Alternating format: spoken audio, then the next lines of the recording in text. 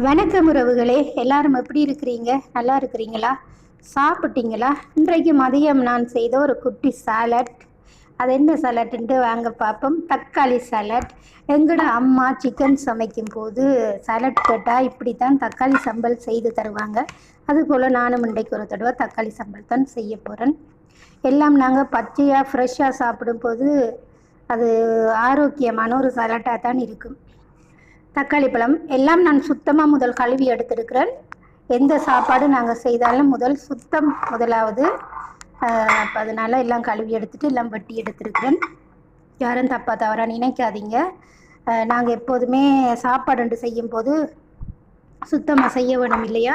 நாங்கள் இப்போ வெஜிடபிள்ஸ் எல்லாம் வெட்டி வச்சோம்னு சொன்னால் அதுக்கு மேலே ஒரு பொலித்தீன் ஒன்று போட்டு மூடிட்டு நாங்கள் அதுக்கு பிறகு நாங்கள் செய்யும் போது பொலித்தீன் எடுத்து போட்டு அந்த சாப்பாட்டு வேலையில் செய்யலாம் இல்லையா? அப்போ தான் இலையான் அதில் நிற்காது.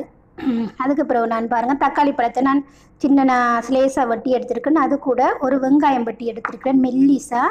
க்ரீன் ஒனியன் ஒரு தண்டு வெட்டி எடுத்திருக்கிறேன். பச்சை மிளகாய், ஒரு பூண்டு, உப்புத்தூள், மிளகுத்தூள், ஒரு கரண்டி ஒலிவ எண்ணெய் சேர்த்து, அடுத்தது தேங்காய் பால் கட்டியாக எடுத்து ஒரு கொஞ்சம் தேங்காய் பால் சேர்த்துருக்கிறேன். அந்த மாதிரி இருக்கும் சாலட். பிடிச்சிருந்தா நீங்களும் ஒரு தடவை செய்து பாருங்கள், சாப்பிட்டு பாருங்கள். இது எங்களோட அம்மா எங்களுக்கு செய்து தருவாங்க.